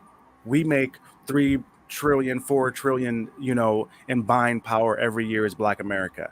But how much of that GDP that you're talking about nationwide do we create? Because that's our true value to the American economy. And then we forget that, okay, you don't want to leave Kansas City. That's great. I did well in Kansas City. I did very well in Kansas City. What it was is that it wasn't about money. I took less money, obviously, to go abroad to outsource and offshore my company because I could not achieve the things that I wanted to achieve because I was Black. Like, you couldn't get a job. Okay, that's employment, but as a business person, I would never have been. You just now have Black writers at KC Star. I've got 15 or 20, I don't know how many publications around the world, but I couldn't even. Come on now. It's like, it's not about the money though. I initially did it for free because I wanted to experience to do a publication. I wanted to experience to do certain things. And what happens in America is they get you focused on money, because you got to pay for the American lifestyle. But you realize, yeah, but what about what things did you want to do in your lifetime? Forget economy, forget capitalism, forget all those things. Like you said, do you want to travel? I don't pay to travel. I've got myself in a situation where I don't pay. Because I've created something for myself, as you get into that capital situation, money's only an idea. It's whatever you and I agree that it is. If I wash your car and then you paint my house, that's money. And that's what white folks don't like. And Black folks, we're good at barter. We're good at trade. That's what they don't like. They know there's trillions that they don't even know about that goes through Black America that they don't even know about. Kareem, let me share this with you real quick. Please go ahead. When we talk about $3 trillion income that African Americans have made probably here in the United States, I want to share with you that, for example, last year, I think the United States had a GDP that was close to like $21 trillion, okay? One of the other tidbits I like to share with you all is that when you think about GDP, it's the value of goods and services that are produced in a society during the course of a year. Physical goods and services. Yes, physical goods. Not and data. services. Not data. Not trust funds. No, not equity. Not inflation. No, I'm just saying we don't have a piece of that. For example, me as a business owner, I don't care about the inflation goes up or not. I just raise my prices. But for a worker, I'm just saying is that money that you're going to say is physical, property, real estate, textiles. No, here's where I was going, Kareem, is that when we talk about the $3 trillion that of income, we have to put that in perspective. United States produced over $21 trillion. When we look at the value of goods and services that are produced, production means that if you produce something, someone on the other side has to be paid, right? So when you talk about GDP, for the most part, in general, you're also looking at the flip side of that. GDP production, you have to pay somebody for that production, right? So the flip side of that is income.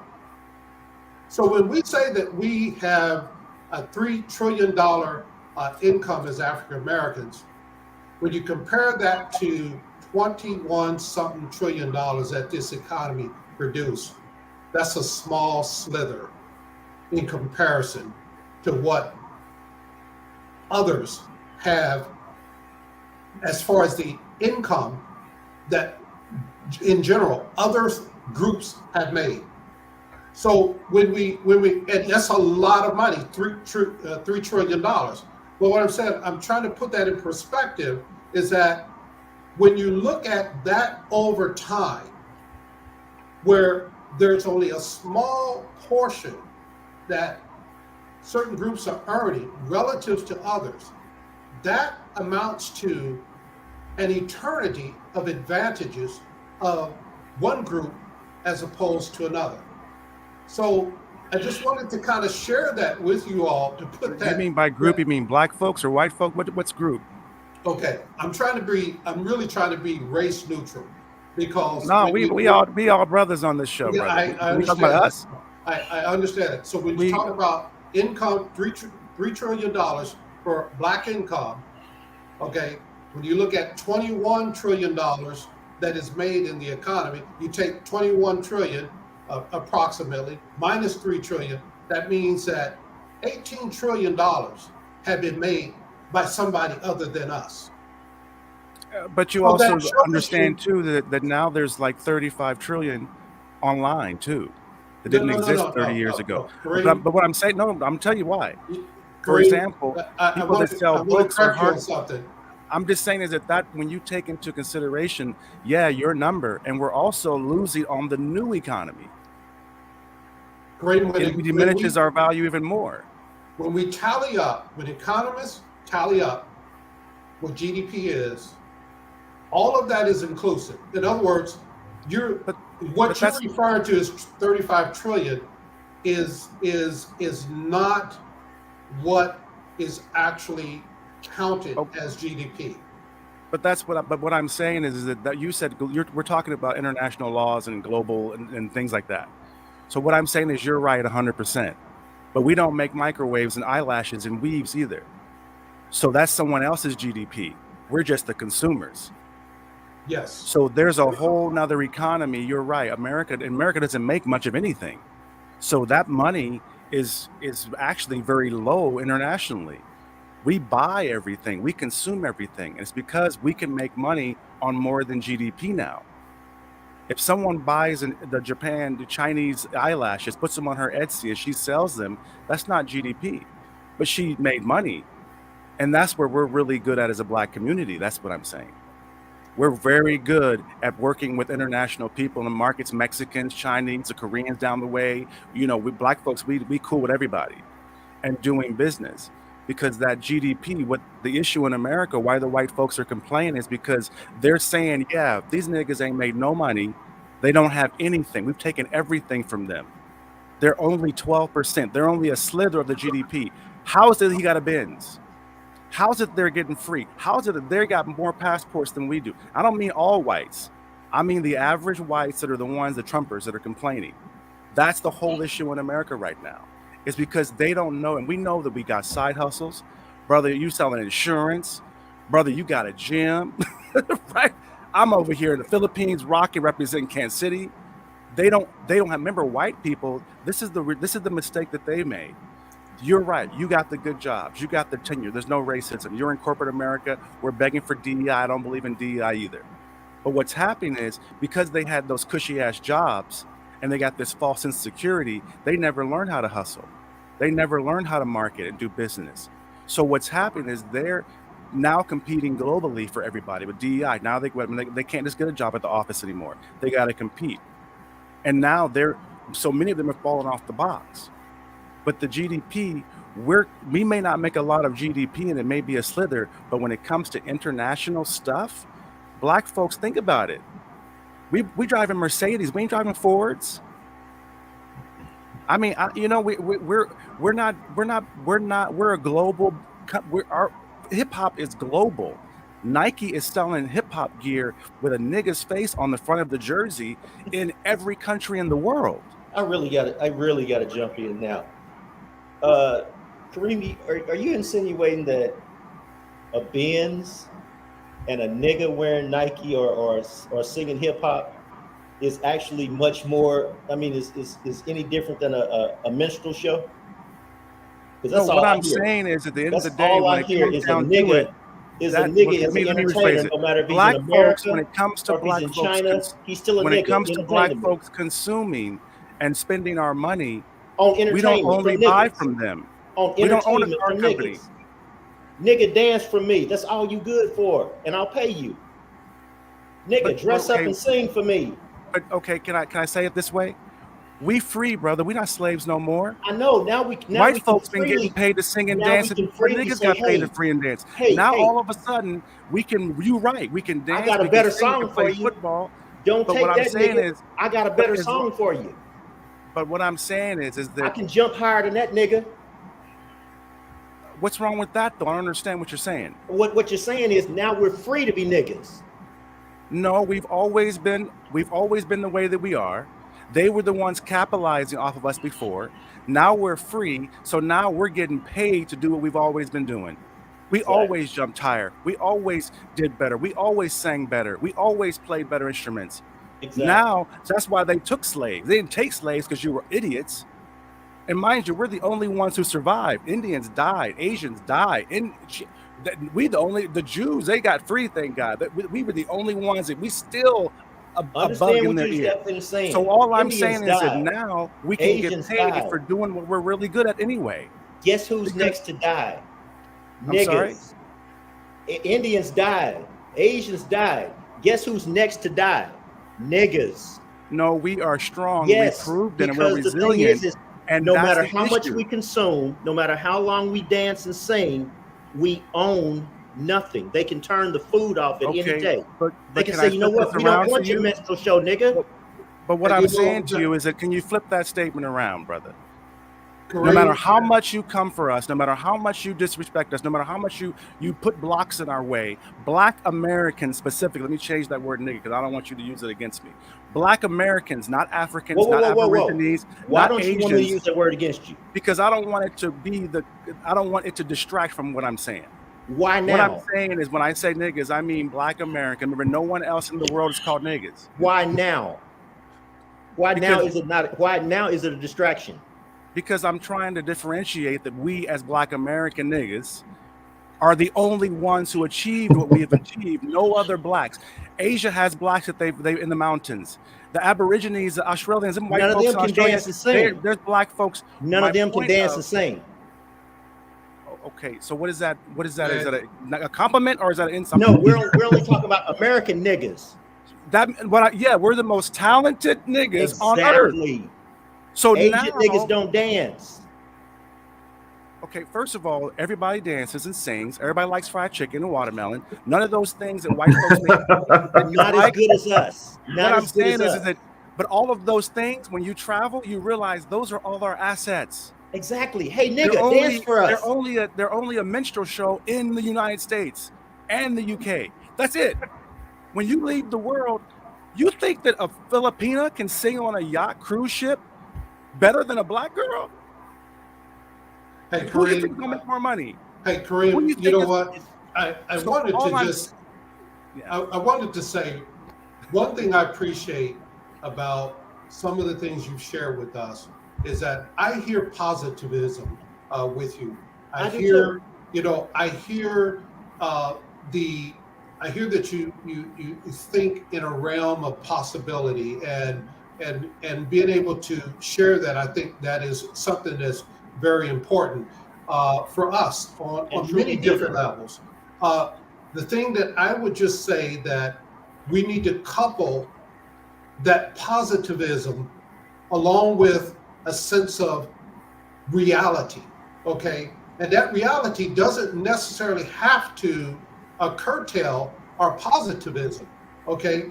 But understanding how I made this analogy early on, and that was, how do you climb Mount Everest, okay? I can be very positive about me being able to achieve climbing Mount Everest, but what would help me to really achieve that is to know all of the factors that could cause me to fail. And so when we look as a people, it's not just about me individually, about what I'm doing. If we want to look at us as a whole, what is the movement and direction of African Americans here in the United States? What is the direction, the trend that we are faced with? What track are we going on? And we have to understand that when we don't control scarce economic resources, therein lies the ability or inability of us to survive or not to survive as a group of people. And you see, I think others who really understand the importance of control of scarce economic resources to their survival, they understand what that means. They understand the implications of that. They understand that, and it's not only, we're not just only talking about whites here in America, white versus black. We're talking about, you can go to any country on this globe and the same economic principles apply. For example, if we were to go to Japan, you will find that if they allow other groups of people to come in and begin to control scarce economic resources in Japan, there would arise within most Japanese the idea, where is that positioning us? How are we going to now survive as a people? So when we think about scarce economic resources, the flip side to that is also the question that a society has to make. How do we survive as a group if we don't control scarce economic resource from which all wealth is created?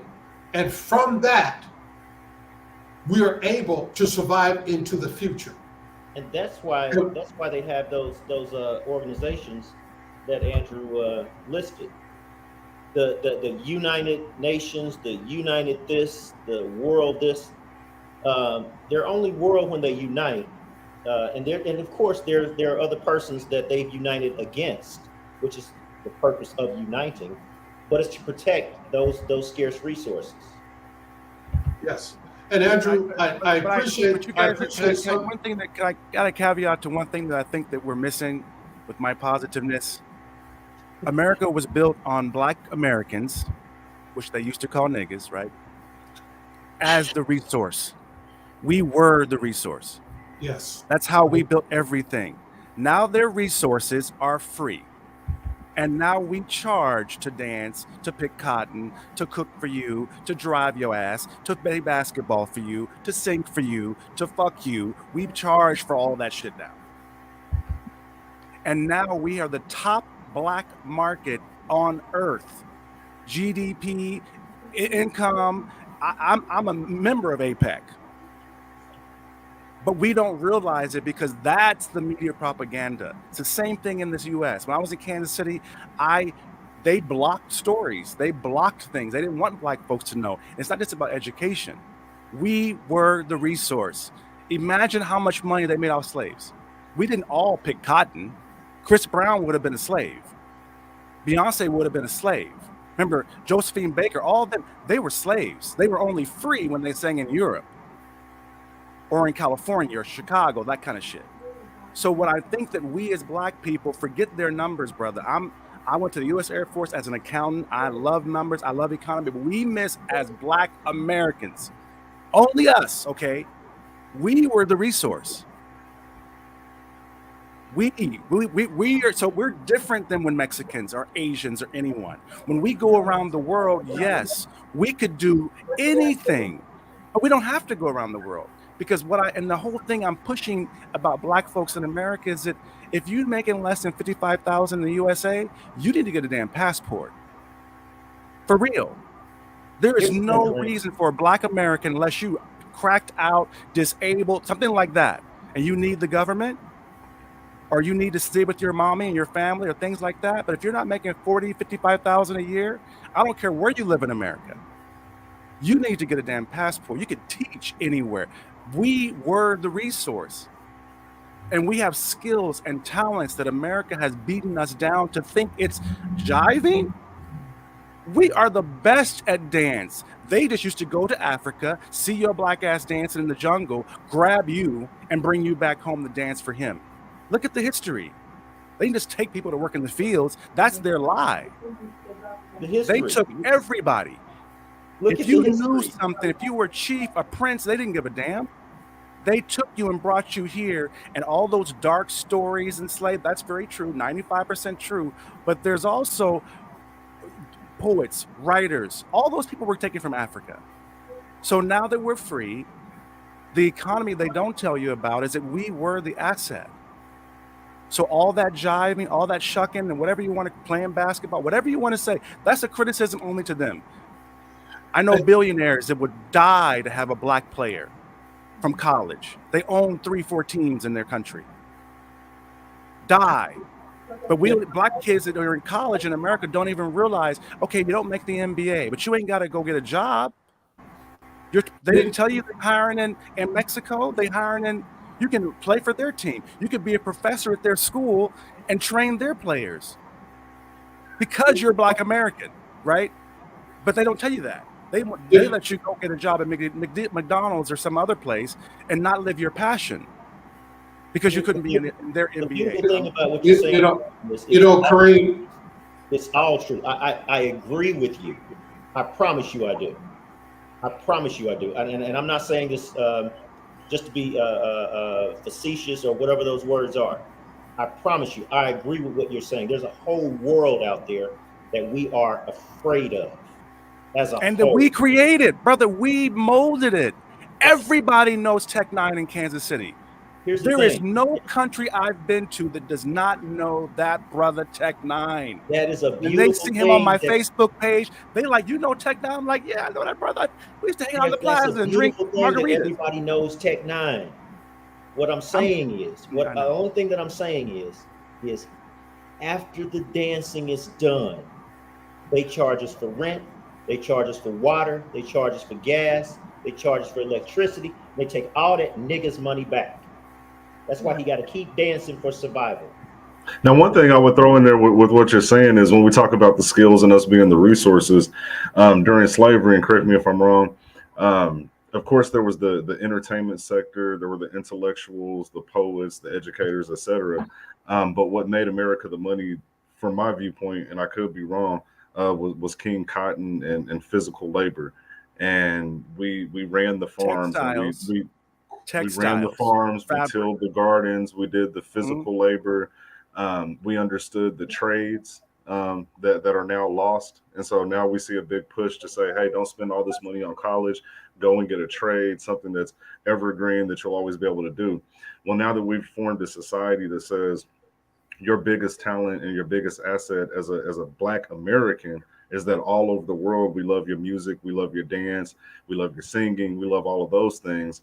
I believe what Andrew is saying is when we revert back to an economy that isn't entertainment based, do we have those skills that we had during the slave times to create that same economic resource? You know, can we still thrive without that?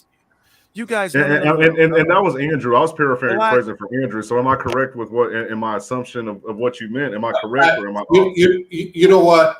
You know what, Andrew? Here's what the other Andrew is really saying. I'm confused. I'm looking going. We're trying to interpret Andrew right here. That's what we're trying to do. We're trying to interpret Andrew. He's speaking in code. No. You're AJ. You are really asking. You paraphrase what you perceived as what Andrew was saying is correct. Okay, you perceived that very well.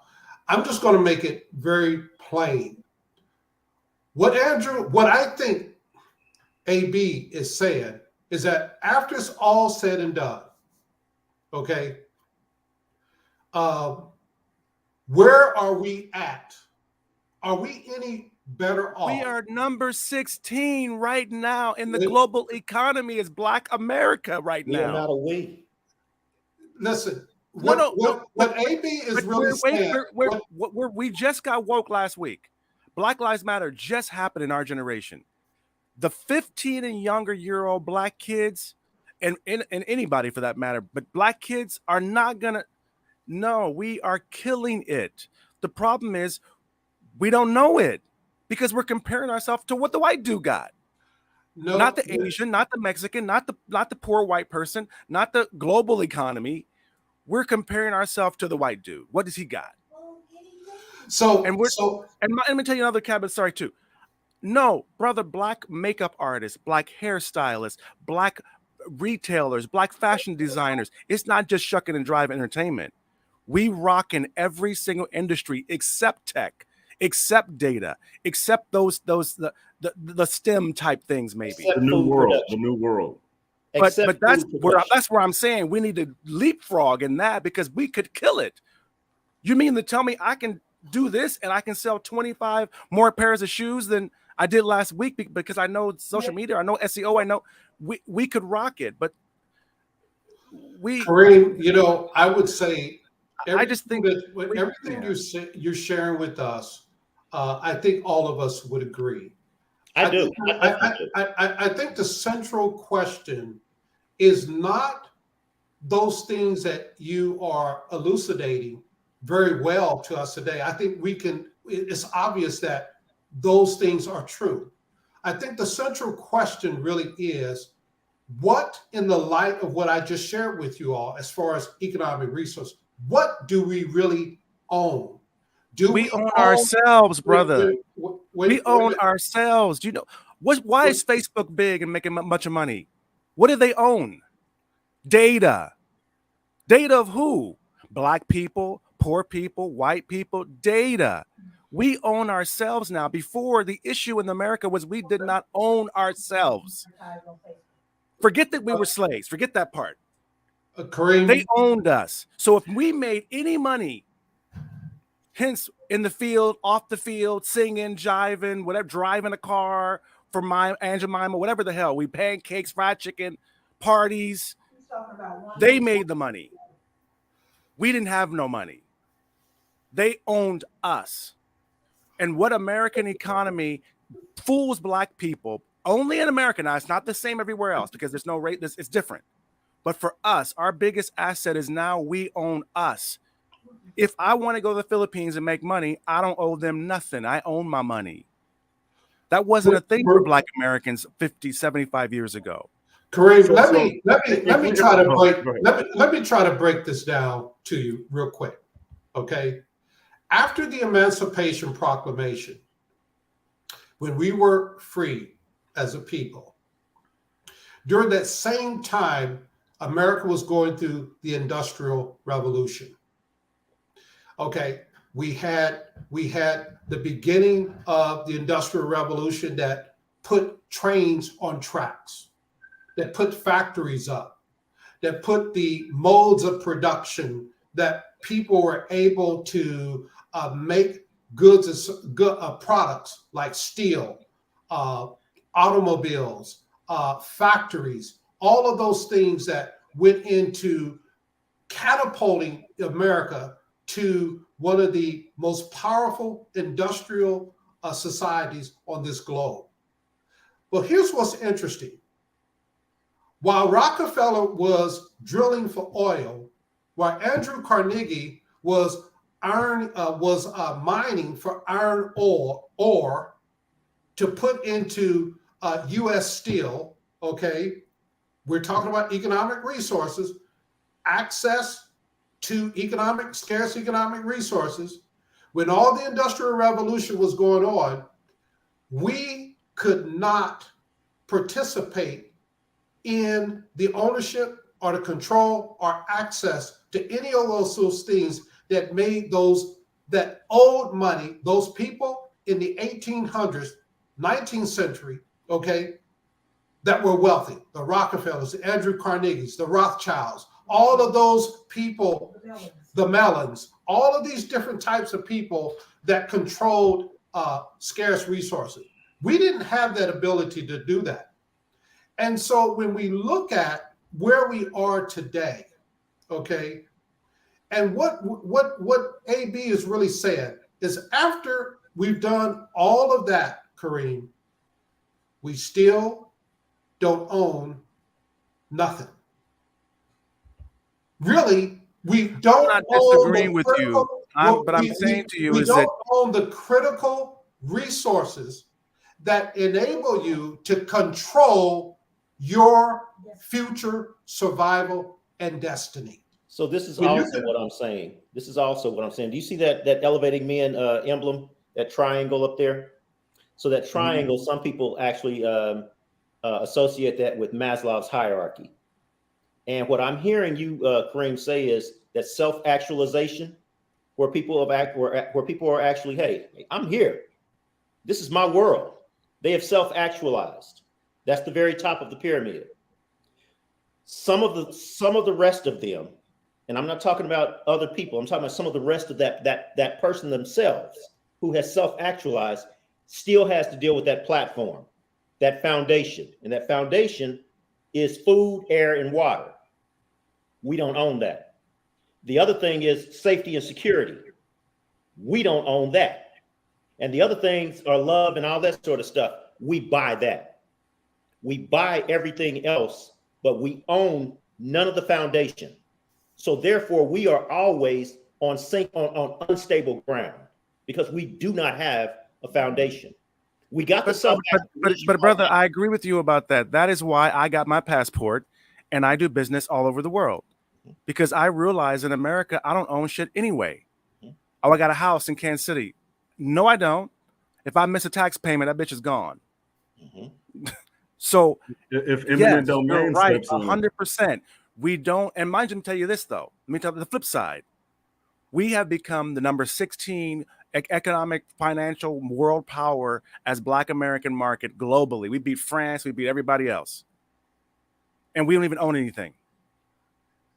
So when you walk around and you do different things, I'm not disagreeing. I understand you're on the ground, but I'm saying I do this for my younger sisters and my nieces and nephews. My father's already in a home already, right? So he's done. And he did this for me. The legacy he left to me was having a mind of freedom. You're right. You don't own anything. And this is a new argument. You ain't going to own nothing, brother. A poor white person don't own anything. You got more than him. Go to Denny's and look at them waitresses and tell me you ain't doing better than her. Where 50 years ago, your black ass couldn't even sit at Denny's. So who's doing better? And remember now, that wasn't an issue for us around the world. So around the world, we could always sit and eat. We could always use the bathrooms. We just didn't know it. My money, I use PayPal, online billing. I can make money in any form you want, and it goes right to Kansas City. I don't care where you're from. I don't care where it comes from.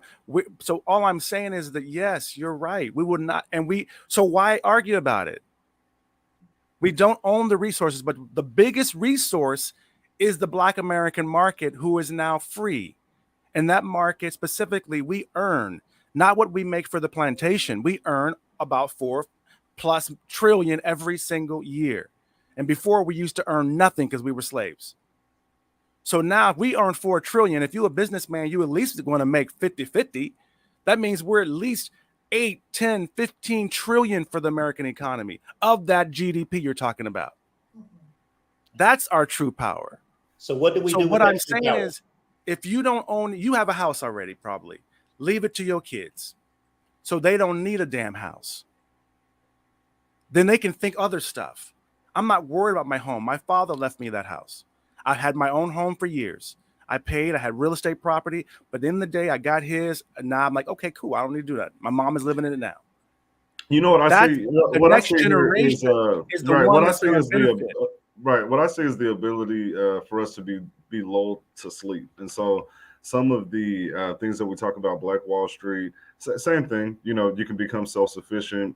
We understand that the law isn't stopping us from starting a business. We can make all of the money that we want to make.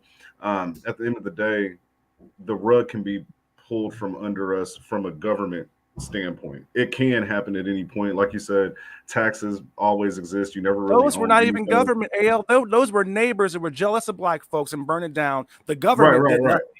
Right. The government But what I'm bombed saying us is, in after it. general, things can be taken from us. And I believe that the part of the conversation that we keep glossing over and like running past is, what can we do to protect ourselves? We can go Get a online. We can make the passport money. and The only reason that I push back on that, the if only anything reason happens, we've got to know where the hell we can go. that's White folks have important. summer homes. White folks have winter homes. You go down Ward Parkway right now. Look at how many homes in the cold are empty because they're in Puerto Rico. They're in Hawaii at their other house. And Whereas again, you'll have and again, one big ass house as opposed to two medium houses and learn another place. Like, even if you got a white friend, like, where's your summer house? Where's your okay, I get it. But then that's our individuality. When we come to a point where we're talking about global government, a one world. Okay, first, let me ask you this: do you believe that we're headed towards a one world government? Yes or no? I thought we were already there pretty much. Mhm. Why is no one bombed, Russia? Obviously, we're not playing in so there's something. Okay, so if we're headed to a one world government, where will we run when everything is under the same Okay, regime? when you go to it, when you're in America and you go state to state, laws change, right? Some laws. If you think more globally, when you travel on a plane, laws change. When you go country to country, continent to continent, And that's not it's under the a one same world government. philosophy. But that's not under a one world government. But I'm just saying, but nowadays with internet and the education, Black Americans being free, us being our own economic, you can land a Black American in another country with no money. I guarantee you he'll survive. If you can survive in Today. America, you can survive anywhere. So what happens is that now the world government is a benefit to us because the world is not racist. So, for example, So point taken. Okay, so point taken. So you do believe that know- we're headed towards a one world government, or we're already in it. And your perspective is that that's an advantage for Black people because the rest of the world loves us. yes, The flip side of the and we don't argument own is, anything anyway. So when I I go get to Asia and they say American can't own a home, you can only own a condo, I'm not shocked. I'm like, I can Okay. own something. Get it. And so, I Andrew, you know, why is Rest in 2050? You have Rest in 2050, which is 28 years from now. So we're talking about the future, right? Why do you feel that it's important to have these critical structures that Timothy talked about? Will we ever fully own them, even if we do come together, we purchase land, etc.? How do we protect ourselves from what's coming? The first thing we do is become a we. We're not a we.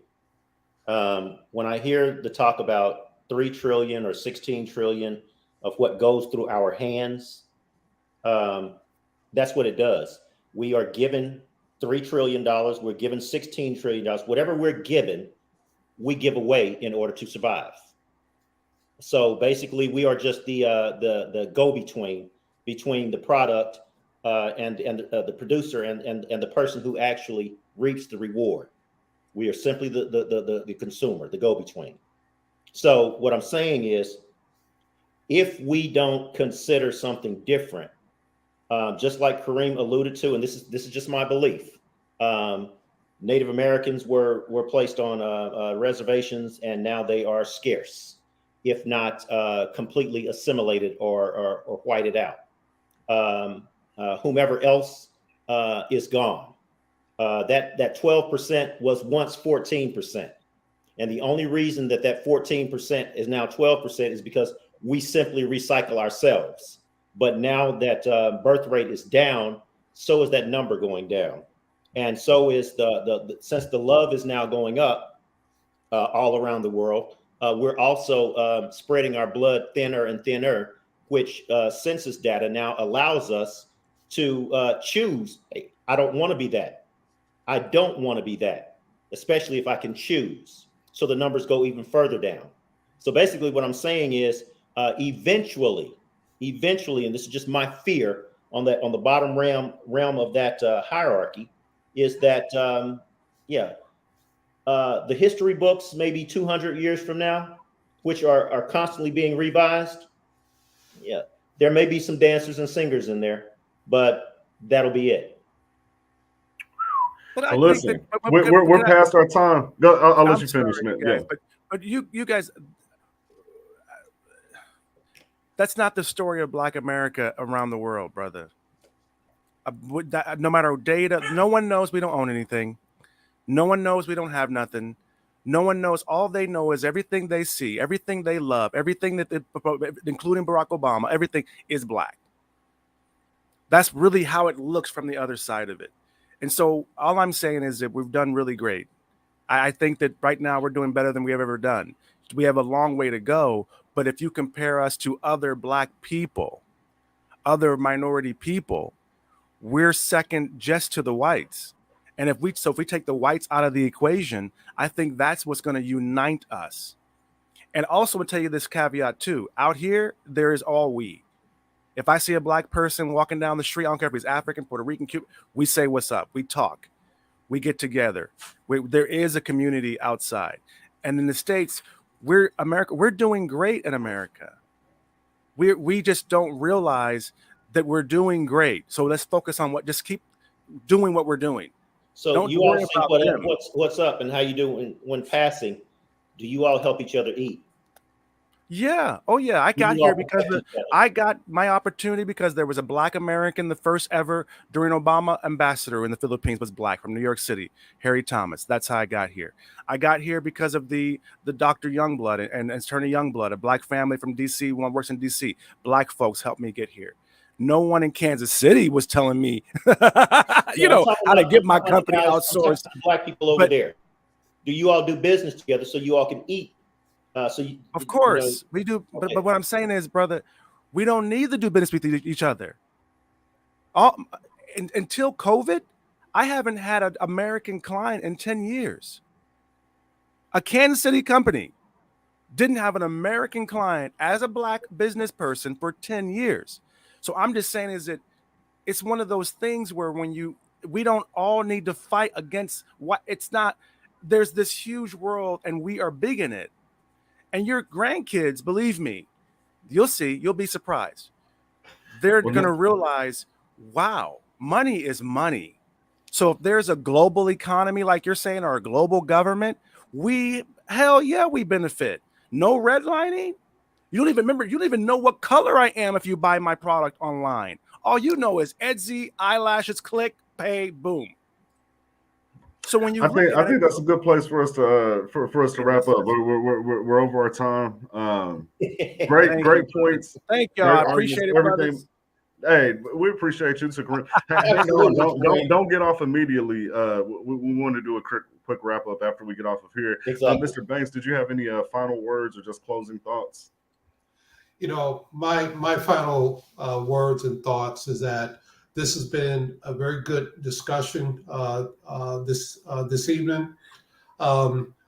My number one objective really was kind of trying to share those economic insights that I feel that is really one of the gaps that we have as African Americans.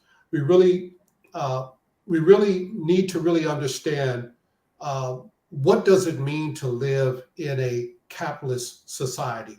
What are the definitions of capitalism? How is capitalism actually executed here in the United States and have been historically? How important are economic resources to the success of a nation, the control and access of that? How does that filter into political power? How does that filter into other dimensions of a society that enables not only us as African Americans to succeed, but also as Americans, period. And the other point is that when we think about a failing democracy, it will have implications, dire implications for African Americans. And I would just share with you, Kareem, that you need to understand that what's happening on a global basis, it's not only sentiments that are shared by just Blacks, but we're talking about major political and economic think tanks They are scared that in the next 5 years, democracy as we have it here in the United States, as we enjoy it, as we take it for granted, will not be here in 5 years. Okay.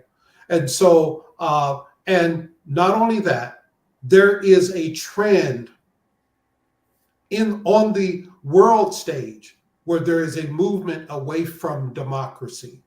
And so I just want to share that with you all. We need to pay close attention to what are those signs that are pointing towards a failing democracy and how we can cope with that.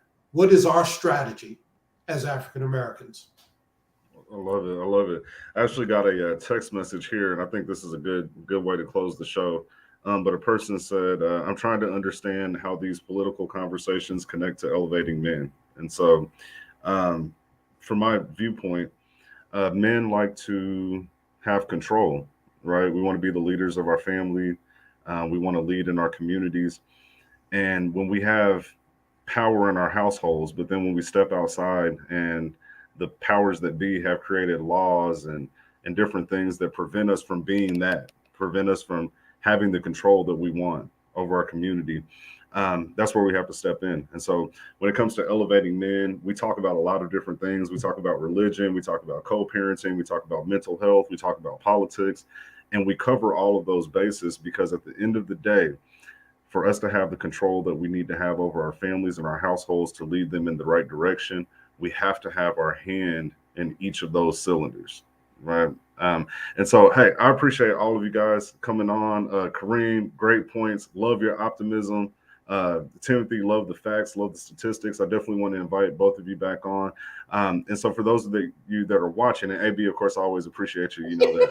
But for those of you that are watching, next week, we're going to start a new series. We're going to have 2 shows back to back that I think are extremely critical to our core mission of men's mental health. We have a group of therapists that are going to be coming on, and we're going to be talking about everything from midlife crisis to for a man to start off the right way, how to get in touch with his feelings and his emotions, how to overcome obstacles. And so it's going to be a very, very great series. Be looking out for the promo for that.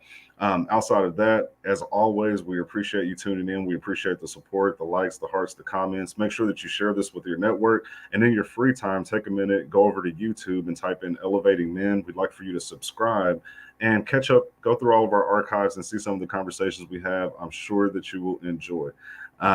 Until next time, we'll see you again on next Monday, same time, same place. You all have a great evening.